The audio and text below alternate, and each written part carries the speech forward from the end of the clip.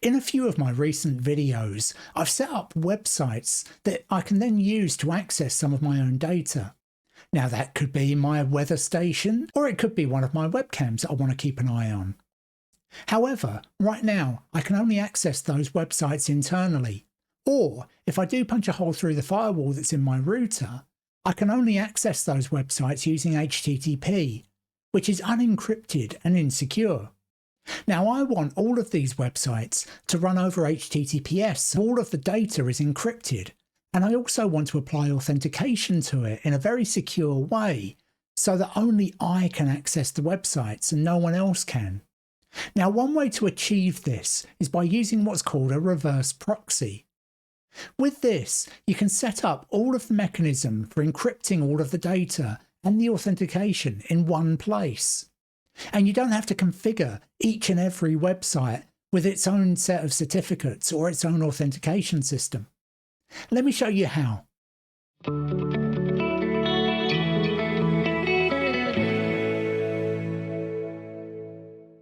Hello once again, Pi geeks and techno nerds all over the world. My name's Jeff, and I'm an IT professional who's been in the industry for over 30 years. I've been playing with Raspberry Pi since they first came out, and I wanted to share with you some of the projects that I've done over the years. If you like what you see on this channel, please hit that thumbs up button, subscribe if you want to see more, and also hit that notification bell so you can be told when I put a new video out. Also, in the comments, let me know how you get on with this project, and if you've got any ideas for other projects that you'd like to see me do in the future, put those in there as well. Now let's get on with today's project. Okay, so why do I want to set up this reverse proxy? Well, data is kind of sacred. You don't want it to get into the wrong hands. You want your data to be secure and encrypted over the internet. If you send your data in the clear, anyone who's snooping the network could intercept it and make use of it. Now granted, my webcam data and weather station information isn't exactly going to be a national security issue. But you could set up websites to access anything on your home network, and some of it you may want to keep safe and secure. Now equally, when it comes to authentication, I'm personally not a huge fan of usernames and passwords. First of all, an awful lot of people just use the same password for literally everything they have.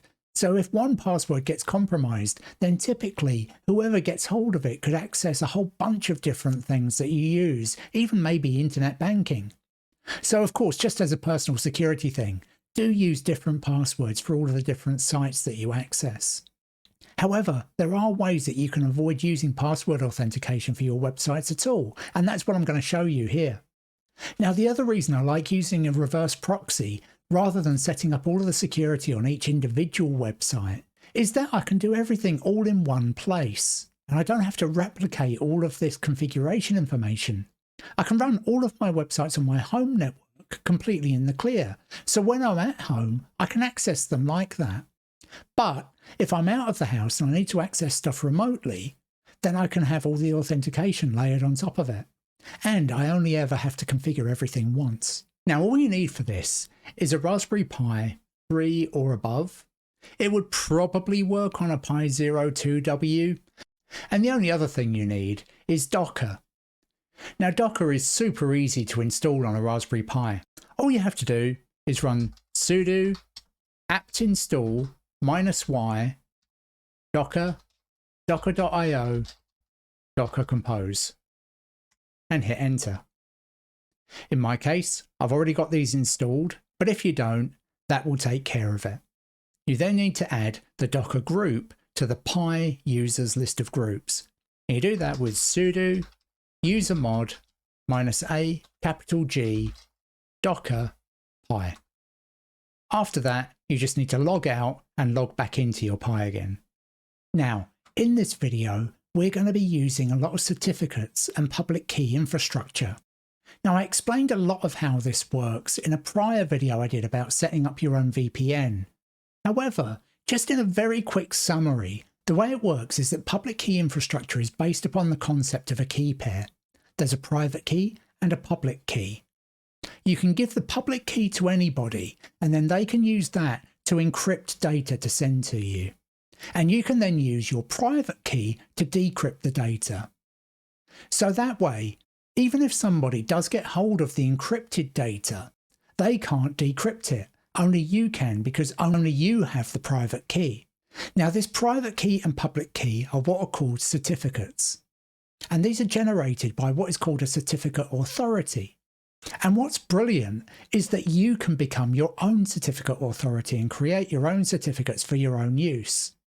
And that's what we're going to do here. Now, being your own certificate authority is quite straightforward, but the commands that you have to use are pretty involved. So to get around that, I've set up a whole bunch of helper scripts that I've put in my GitHub here, along with a README that explains how to use it. Let's take a quick look at some of these scripts.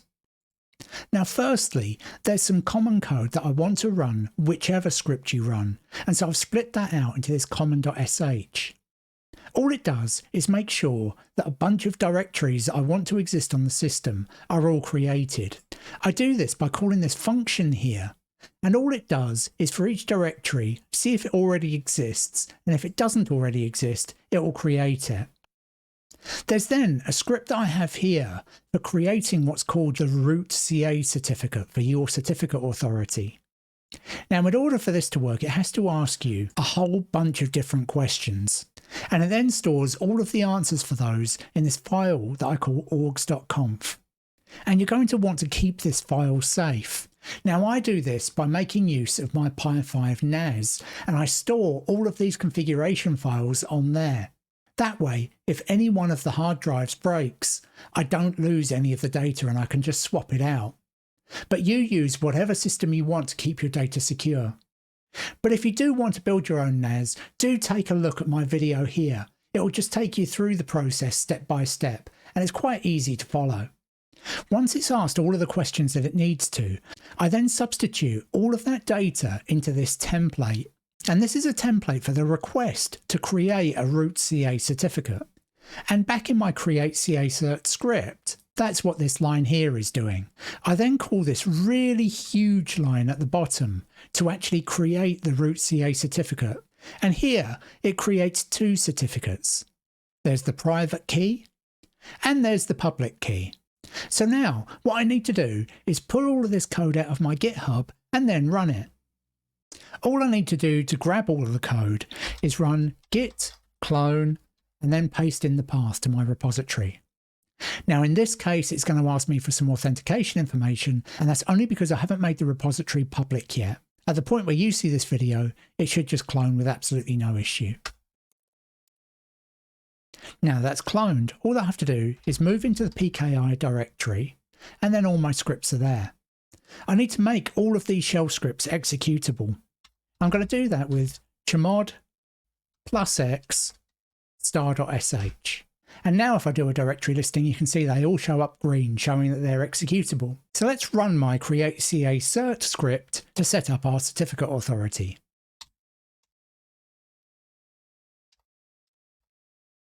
The first question it asks is a short name for my organization. You can't have any spaces in this.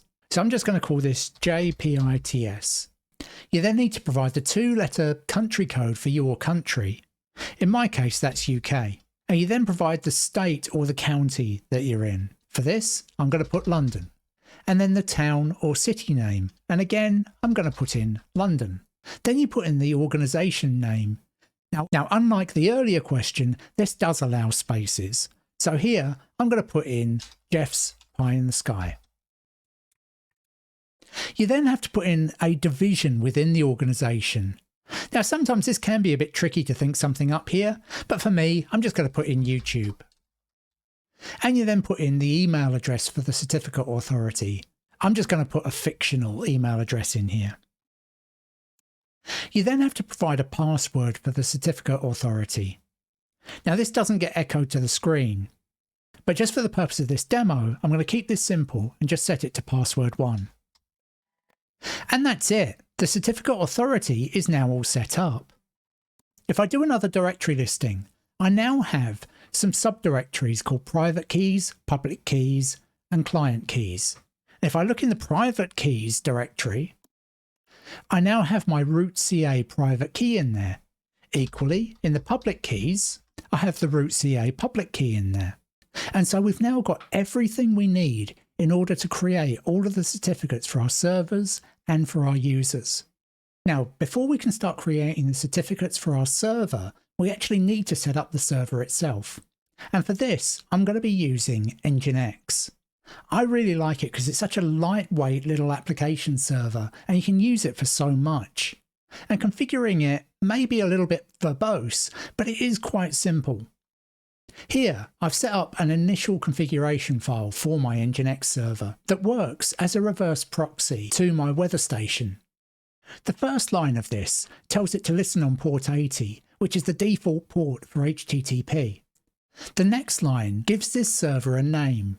Now I've put in the fully qualified host name for this, and I'm using a system called Dynamic DNS to enable me to create a host name for my home network from the public internet. Now how to set this up is probably a bit outside the scope of this video, but most routers support Dynamic DNS functionality. All you have to do is go to a provider such as noip.com, create an account in there, and then for free you can start creating host names and have them point to any IP address of your choice. You then set this up in your router, and your router then logs into noip.com or whichever provider you select, and then updates that host name with its internet-facing IP address. The next section of this defines the actual reverse proxy functionality itself. In this case, whenever I navigate to the root website, it will then redirect me off to my weather station, which is on 192.168.0.158 on my home network. Now all of the other configuration there is just stuff that NGINX requires for the proxy to work effectively. And I'll put all of that information in the description below. Now, as I mentioned previously, I'm a big fan of using Docker Compose to run up my Docker containers. Otherwise, you have to specify all of this information on the command line, and it all gets very difficult to read. The first important line of this is the image specification, and here we're just saying we're going to use the latest version of the NGINX container. I give that container a runtime name so I can reference it if I need to. I then specify the path of where I've got that configuration file we were just looking at, and I map that into the container into /etc/nginx/conf.d/default.conf, and then I make that read only. I then provide some port mappings. Now on this particular Raspberry Pi that I'm running on, my NAS is actually already listening on port 80, and I can't have it clash with that. So here I'm mapping that to port 8080. I then also have port 443 mapped through, even though we're not using it just yet. That's used for HTTPS, the encrypted version of HTTP. I then specify that Docker should restart this container if it stops, unless I've explicitly stopped it. I can then start up my container just by running docker compose -f nginx.yaml up -d. And there you can see it started up the container no problem. And we can prove it's running with docker ps-a, and I'll just pipe that into grep and look for the name of the container. And there you can see that it's been up for about 21 seconds. If I switch to my browser now, and I can type in the URL of the server that we defined earlier, and I can make it go to port 8080 since 80 was already being used. And here you can see it goes straight to my weather station, and it's as if this web server was serving that out directly, when in reality we're accessing the proxy is accessing the weather station web server, and then it's just returning all of the data to us, and it's entirely transparent. Okay. So that's all great, we've got a reverse proxy set up, but obviously this is now completely insecure. Even though I've made it listen on port 8080 rather than port 80, so it's a non-standard port, you could argue that that's some degree of security in itself. However, all of the data is all transmitted completely clear. So now, let's go ahead and apply some security to this. Now, the first thing that we want to do is make sure that all of the data is encrypted. And for that, we need to make NGINX run on a protocol called HTTPS rather than HTTP. Now this encrypts all of the traffic in both directions. But before this can happen, you need to create certificates for it. Now again, I've created a helper script for this. So if we just go into the PKI directory again, and I run the script called create server cert.sh. This just asks which domain do we want to create a certificate for, and in our case we called this jpits-52431.ddns.net. It then says how long in days do you want the certificate to last for. I'm going to make this a 10-year certificate, 3,650 days. And there you go, it's done it. But what has it done? Let's go and take a look. Now the first thing that happens in this script is it takes a look to make sure that the orgs.conf file exists that we created from the CA earlier. So long as it does, it then reads in all of the data from it and exports all of this data out to future commands.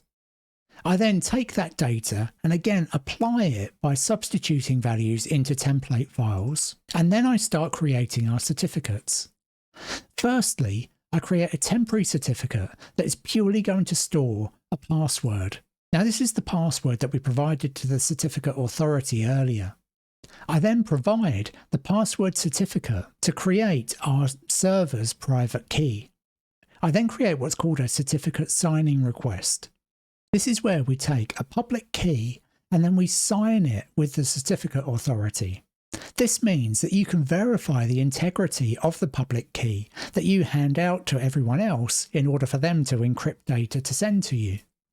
I then call this big command here that actually does that signing operation and generates the signed public key. I then finally just do a bit of cleanup. So what we have now in our private keys directory is, as well as our root certificate authority private key, we also now have the private key for our NGINX web server. In our public keys area, we also have the signed public key for our web server. And we can check up on this by running OpenSSL x509 -text -in public keys and the name of our signed public key. Now this then shows us all of our certificate information, but it also includes the algorithm that was used to provide the signature, and then you can see the signature itself. Now this is all one-way encrypted, but it just provides a means by which anyone who's actually connecting to this website can prove that the server certificate is authentic and was signed by our certificate authority. So now let's go and update our NGINX configuration file and add all of this certificate information so that we can then set up running the server with HTTPS. Now here, I've made a few changes to this configuration file. Firstly, in the port 80 listening section, I've now said that if anyone tries to access this, then it should actually redirect them to the HTTPS version of the website. I've then set up a separate server instance that listens on port 443 and is configured to run with the Secure Sockets Layer, or SSL. This is just the encryption system. I then provided the server name just as before, but now I provide the private key and the public key for the server. The rest of the reverse proxy information is just exactly the same as before. And indeed, if we look at the protocol that's used to access the weather station website, that's still using HTTP. But now let's see what difference this has made. Firstly, I need to stop the web server that was running before.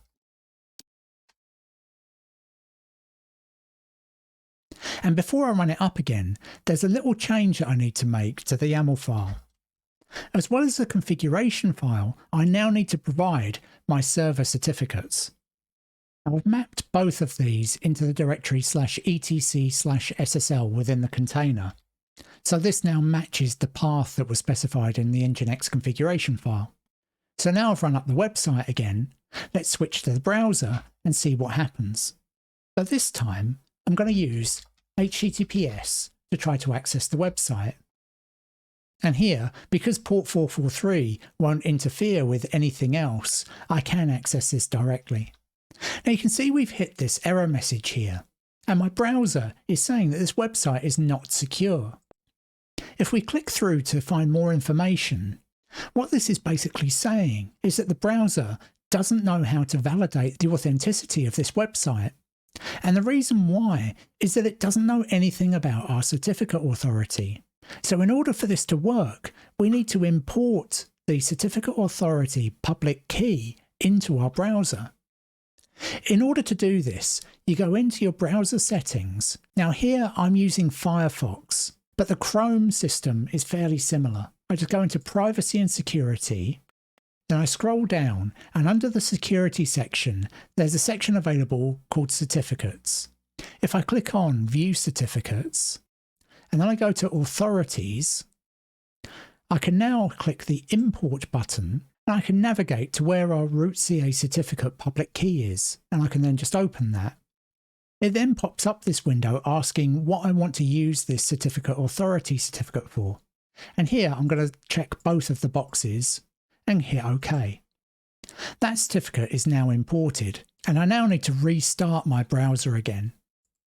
Now my browser's restarted, if I try to go to the website again, this time you can see it's let me in and it's now showing my weather station website again. Against the URL I have the little padlock icon, and Firefox is now entirely happy that this website is legit and all data that's transferred back and forth is encrypted.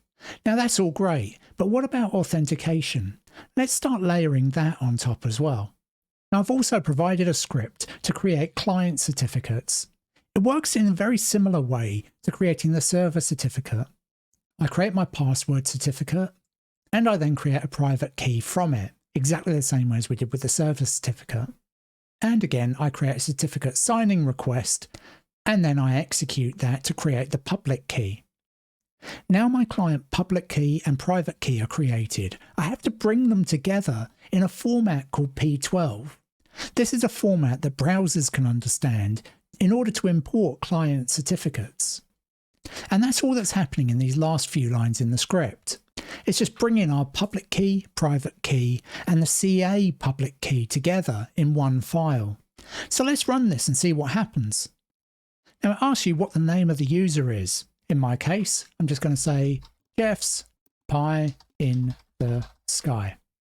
And again, how long do you want the certificate to last for? And just like last time, I'm going to make this 10 years. And there you go, our certificate is created and it's also been signed. Just like with the server certificate, we can now take a look at this and prove that it has been signed successfully. So if I just run that same command again, OpenSSL x509 -text -in public keys jeffspieinthe-sky.crt, we can now see all of our certificate data along with the signature from the CA. Now, just like last time, we need to make a slight change to our NGINX configuration to accept this. All I've had to do is add these two lines here. The second line says that any client request that comes in has to be accompanied by a certificate, and that certificate has got to be signed by the certificate authority that's specified in the first line. Now, as such, the security of my website entirely depends on how careful I am with the client certificates and the root CA certificate. However, unless the client has imported both into their browser, then NGINX won't let them in. And so it's actually a really secure system. Now, if you were worried, you could always put another layer of security into here and configure some code that gets executed that takes the client's name out of their public certificate and then looks that up in a local authentication database. However, as long as you're careful about your root CA certificate and your client certificates, especially the private key, then this is an incredibly secure system that's very, very hard to break. And now we can switch back to our browser and see what happens. And here you can see that our request is being rejected. And this is because the browser has not provided a certificate that's been signed by our certification authority. And just like we did with the CA certificate earlier, we need to import the client certificate into our browser. So again, go back to Settings, Privacy and Security, come down to the Certificates section and hit View Certificates. I can then come over to where it says Your Certificates, hit Import, select my client certificate and import it. Now here it asks me for the password for the certificate, and my client creation script sets the password to whatever we provided for the certification authority previously. So I can enter that here and then hit sign in. And now you can see that my certificate has been imported. I just have to click OK. Now, once again, I'm going to need to restart my browser here. So I'll come back when I've done that. So now, if I try to go back to our website, you can see that it's asking me now what certificate I wish to use. If I had a bunch of different certificates imported for different users, it would allow me to select between them. But here, there's only one certificate that's relevant for this site, so I've just got to hit OK. And there, you can see it takes me through to the weather station website with absolutely no problem at all. Now, this is all great for accessing a single website, but what if you've got multiple different systems in the back that you want to be able to access? So in this case, I've got it going to my weather station. But what if I want to access my webcams as well? All you have to do is provide a new location. So in this case, I'm going to call it webcam, and then I'm going to provide all of the information I need to be able to access my webcam streams, which is this lot here. This goes to a completely different host for the website, and then there's also another redirect I specify for the stream data itself. Now, if I save this and I restart our web server again, now if I go to our default website, it brings up the weather station. But if I put in /webcam, now this takes me to my streaming web camera.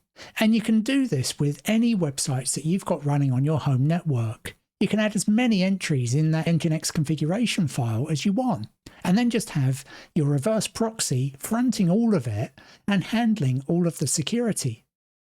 And so there you go. Now you can apply security to all of your internal websites that you want to be able to access over the internet. It's a really secure system as long as you're very careful about your storage and presentation of the certificates themselves, particularly the private keys. You really don't want those to get into the wrong hands. If they do, don't panic. Just within your configuration file, create yourself a new certification authority and reconfigure your website to use that instead. That way, any certificates that have been compromised and are out there won't work anymore. But that's it for this video. Once again, if you like what you see here, please hit that thumbs up button, subscribe to see more, and also hit that notification bell so you can be told when I put a new video out. Also, let me know in the comments how you got on with this. And if you've got any suggestions for projects for me to do in the future, put those in there as well. Thanks so much for watching till the end. And until next time, bye for now.